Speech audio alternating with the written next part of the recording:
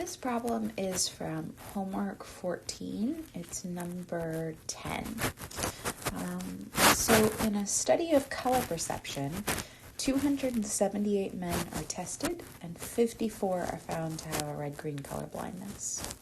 So because of that, in this case, p hat is 54 over 278. We can leave this as a fraction or we can write it as a decimal. But remember, if we write it as a decimal, we want to keep a lot of decimal places until the very end. So this is 0.1942. So in part 1, what I'm trying to calculate is n times p hat times 1 minus p hat. And this is part of the checks to make sure that a normal model is going to work here. And so in this case, n times p hat times 1 minus p hat, and the number of men tested is 278, times p hat, I'm actually going to write this as the fraction in this case, over 278, times 1 minus 54 over 278. And so what's nice is that when you do this 278s here cancel. And when I put that into my calculator, I get 43.5108. Okay, so remember, I'm keeping 4 decimal places because I don't want to round until the very end. So that's the answer for part 1. For part 2, p hat, we've already found that, right? Here's p hat right here. So I'm just going to do a big arrow to p hat. In part 3, is n times p, is n times p hat times 1 minus p hat greater than or equal to 10. So remember, that's our at least 10 successes, at least 10 failures condition. And that's a big yes, it is. In 4, we need to find the margin of error using the 88% confidence interval. Okay, so remember that when we're constructing any confidence interval,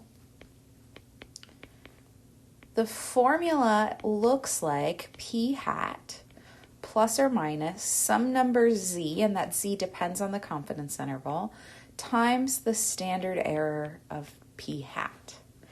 And this second part here, after the plus or minus, that's the margin of error.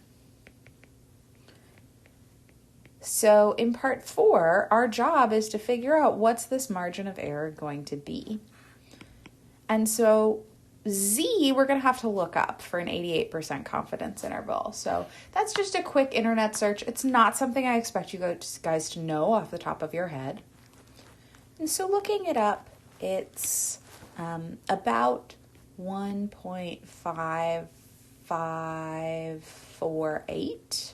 I'm keeping a lot of decimals, again, because I don't want to round until the very end, times the standard error of P, which is the square root of P hat times 1 minus P hat over N.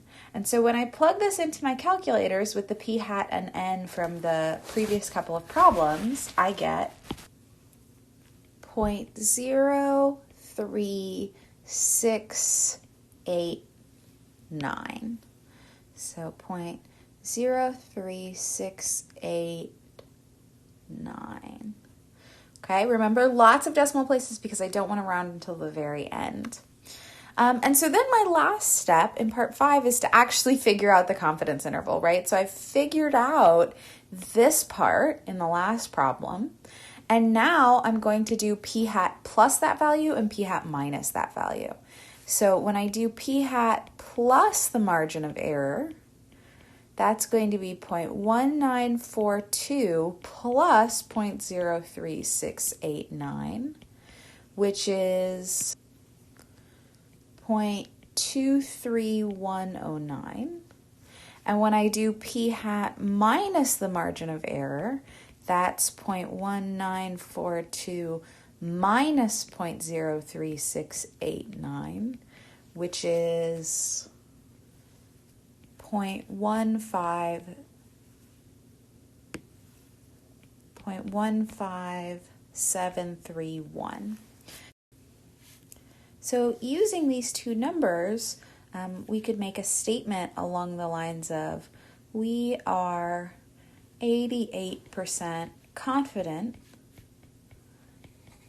that the proportion of men with red-green color blindness is between 23.1% and 15.7%. In terms of doing the problem, the lower bound is the smaller number. So we're going to take this and put it in for the lower bound. And the bigger number is the upper bound.